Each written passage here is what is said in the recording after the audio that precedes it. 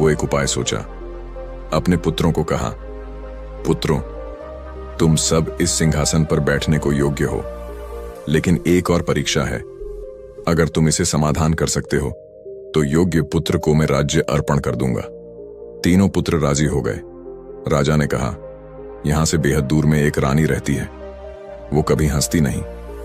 अगर वो कभी हंसेगी, उसके मुख से एक फल निकल आएगा। उस फल को लेकर मुझे दो। याद रखना, यह बेहद कठिन होगा।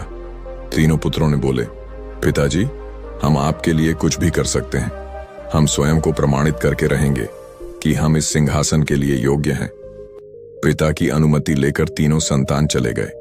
उन्हें उस रानी की राज्य का नाम तक भी पता नहीं था। वो सभी लोगों को पूछने लगे, पर किसी ने भी ऐसे रानी की बातें सुनते नहीं थे। फिर वो निराशा होकर चलने लगे। चलते चलते एक जगह में रुक गए। उस जगह में 3 रास्ते थे। बड़े भाई ने कहा, हमें तो ये पता नहीं कि वो रानी हमें कहाँ मिलेगी। हमें अलग अलग दिशा में जाकर कभी नहीं हंसने वाली रानी को ढूंढना चाहिए। ये बात दूसरे दोनों भाई को सही लगा। वो सब दूसरे दूसरे दिशा में चले गए। बड़े पुत्र पश्चिम दिशा की ओर चला गया। वो जाते जाते एक जंगल पड़ा। उस जंगल में कुछ लोग शिकार करके आ रहे थे। उसे देखकर बड़े पुत्र पूछने लगा, महाशय, क्या आपको कभी नहीं हंसने वाली रानी के बारे में जानकारी है? यह सुनकर जंगली लोगों ने कहा, नहीं तो, हम जीवन भर में ऐसी रानी के बारे में सुने नहीं। तुम हमारे सौदागर के पास जाओ।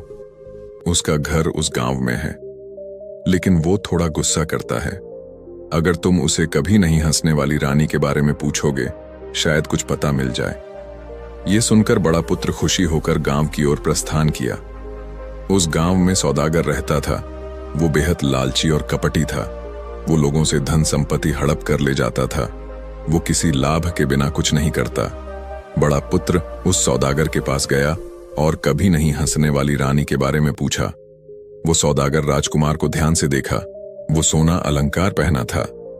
उसे देखकर उसे लालच होने लगा। उसे कभो नहीं हंसने वाली रानी के बारे पता नहीं था।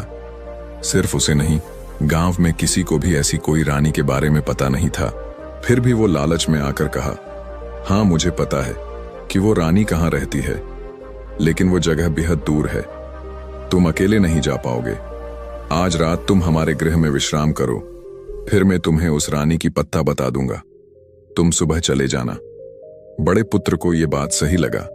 वो सौदागर के घर में रहने के लिए राजी हो गया। सौदागर का एक कन्या थी। वो देखने में स्वर्ग की अप्सरा जैसे सुंदर थी। वो सौदागर अपने पुत्री के पास गया और कहा, पुत्री, ये युवक बेहद ही धनवान प्रतीत हो रहा है। तुम उसे अपने प्रेम जाल में उलझाओ। अगर वो तुम्हें विवाह कर लेगा तो तुम्हारे सारे जिंदगी खुशी और खुशी से बीतेगी। ये सुनकर वो कन्या राजी हो गई। वो एक सुवर्ण पात्र में दिव्य सुंदर भोजन और जल लेकर उसके पास गया। उस कन्या को देखकर राजकुमार मोहित हो गया। वो उसे देखता रहा। वो कन्या भी इतने सुंदर पुरुष कभी नहीं देखा था। दोनों दूसरे से प्रेम करने लगे। सौदागर को तो यही पसंद था। बड़े पुत्र उस कन्या को देखकर सोते हुई रानी की बात भूल गया और उस सौदागर के घर में रहता रहा। कुछ दिन बीत गया।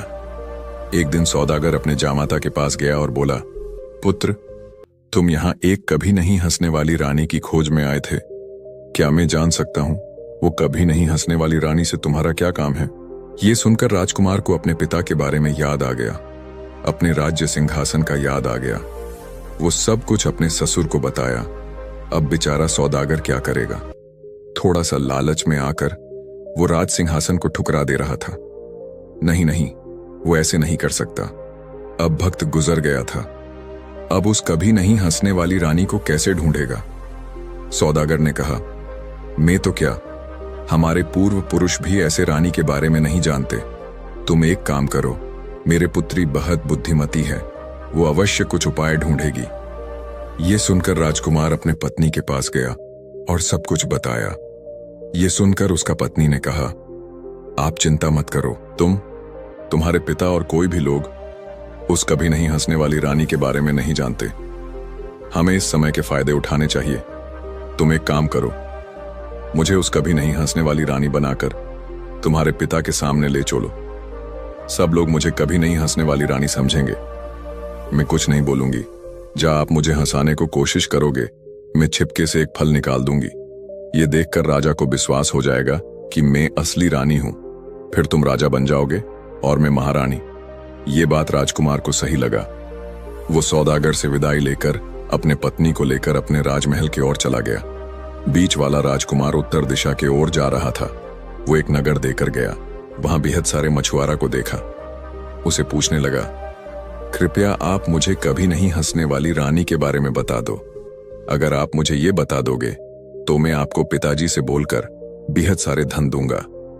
ये सुनकर मछुआरों ने बोले, कभी नहीं हंसने वाली रानी, इसकी बारे में तो हम पहली बार सुन रहे हैं।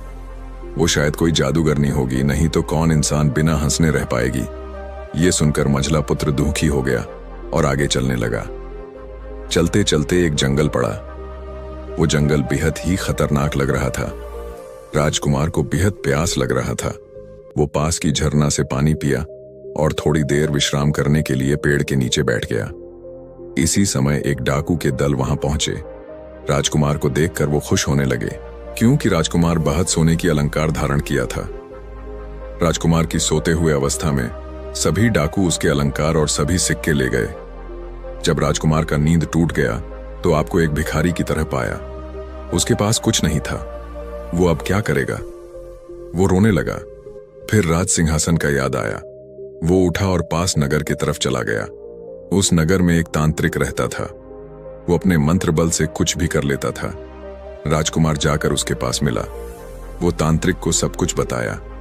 तांत्रिक ने कहा, कभी हंसने वाली रानी इस दुनिया में है, मगर उसके पास जाना सिर्फ मुमकिन नहीं, नामुमकिन है। वो बेहद खतरनाक है। तुम कुछ और मांगो। बेचारा राजकुमार को तो और कुछ नहीं चाहिए था। वो फिर से विनती करने लगा।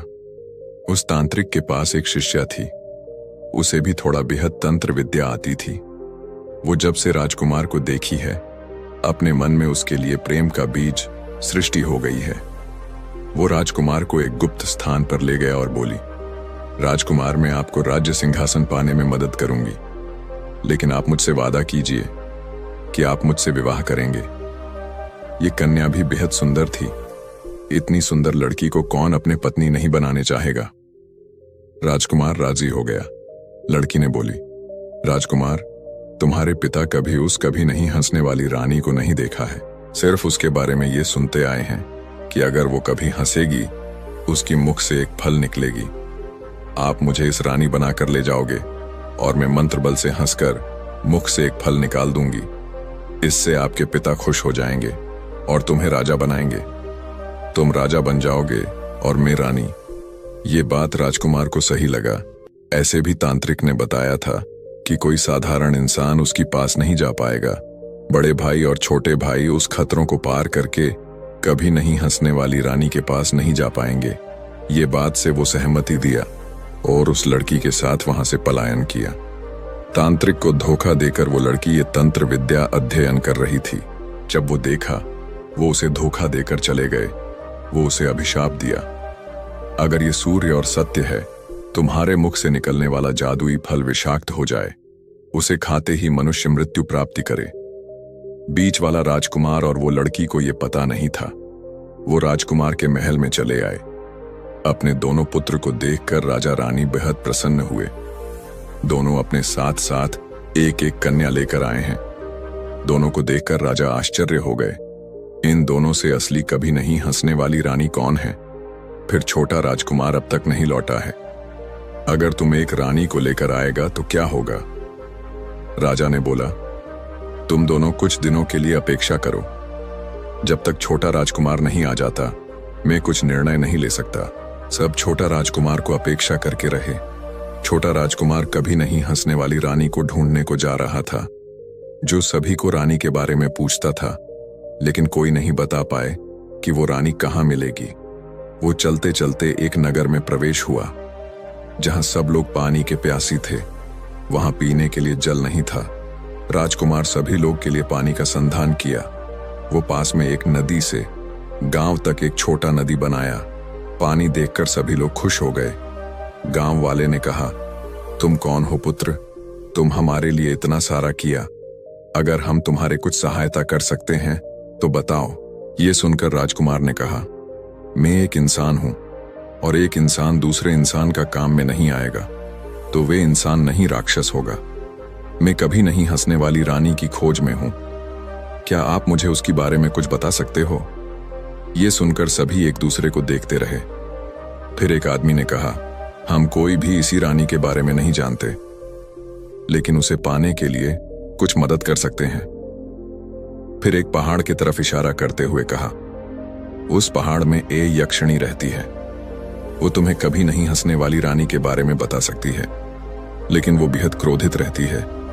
उसकी एक पुत्र को एक राजकुमार ने मार दिया था, इसलिए वो कोई राजा या राजकुमार को जीवित नहीं देखना चाहती है।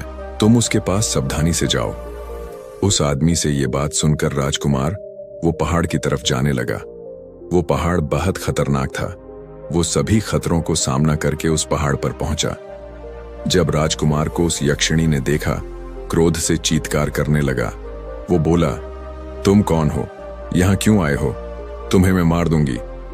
राजकुमार उसकी पैर के नीचे पड़ गया और कहा, माता जी, मैं आपके पुत्र जैसा हूं। मैं आपको मेरा माता समझ लिया है।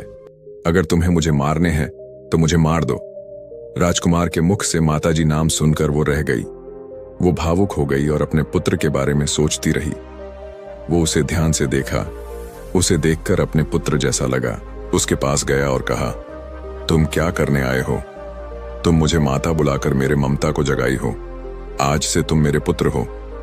राजकुमार ने कहा, माता, मेरे पिताजी मुझे कभी नहीं हंसने वाली रानी को खोजने का दायित्व सौंपा है, लेकिन कोई उसकी राज्य के बारे में नहीं जानता। मुझे आपकी सहायता की आवश्यकता है। कृपया आप मुझे कभी नहीं हंसने वाली रानी के बारे में बता दीजिए।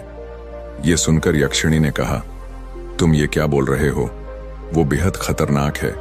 वो जितनी खतरनाक है, उसके राज्य को जाने का मार्ग उतना ही खतरनाक है। तुम यहां नहीं जा पाओगे पुत्र। तुम्हें मैं अकेला कैसे छोड़ दूंगी? यह सुनकर राजकुमार ने कहा, मैं अकेला कहीं भी जा सकता हूं माता। मुझे सिर्फ आपकी आशीर्वाद चाहिए। यह सुनकर यक्षिणी उसे कभी नहीं हंसने वाली रानी की राज्य के बारे में बताए। फिर उसे एक तलवार दिया और बोला, यह साधारण तलवार नहीं है। तुम इस तलवार लेकर उस राज्य में पहुंच। उस राज्य के राजमहल के पीछे एक जादुई नारियल के पेड़ हैं।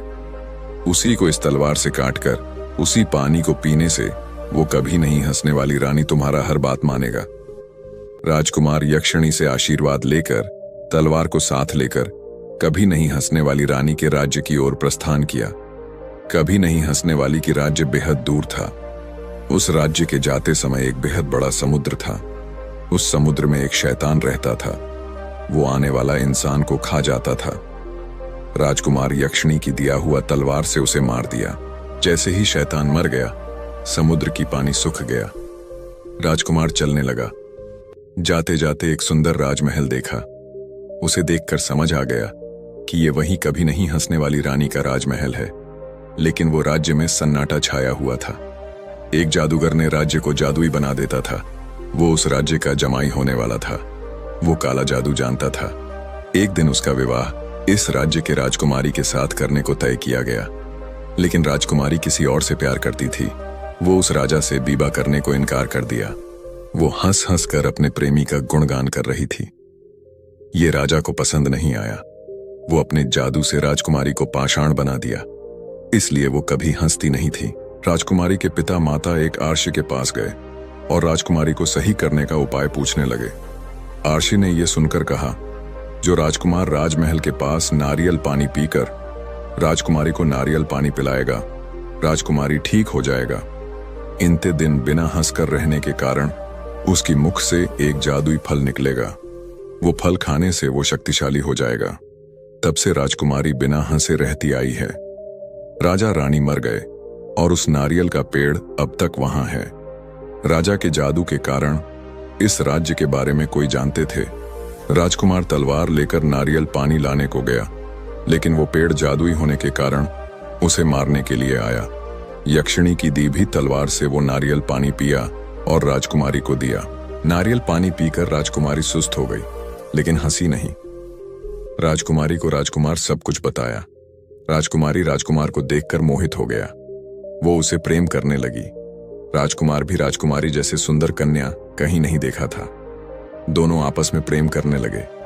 राजकुमारी ने कहा, चलो तुम्हारे राज्य में जाकर इस फल को तुम्हारे पिता को देते हैं। उसके बाद हम इसी जगह आकर रहेंगे। तुम इसी राज्य की राजा बनोगे और मैं आपके महारानी बनूंगी। तुम्हारे राज्य को तुम्हारे दोनों भाइयों को दे देंगे। ये सोचकर दोनों अपने राज्य में पहुंच गए।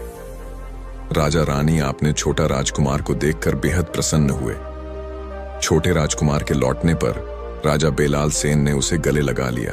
तीनों पुत्रों को देखकर राजा बेहद प्रसन्न हुए, लेकिन वह उलझन में थे कि किसे सिंहासन सौंपे। तीनों ही योग्य थे और हर एक ने अपने तरीके से अपनी योग्यता साबित की थी। राजा ने तीनों से कहा, अब समय है कि तुम सब अपने साथ लाई हुई कभी नहीं हंसने वाली रानी के जादुई फल हमें दिखाओ। इससे तय होगा कि कौन राजा बनेगा। बड़े भाई ने अपनी पत्नी को कभी नहीं हंसने वाली रानी बताकर राजा के सामने पेश किया। वह उसे देखकर कहने लगा, पिताजी, यह वही रानी है। मैंने इसे हंसाया और इसने फल प्रदान किया। तब उसकी पत्नी ने राजा के सामने छुपे हुए फल को बाहर निकाला।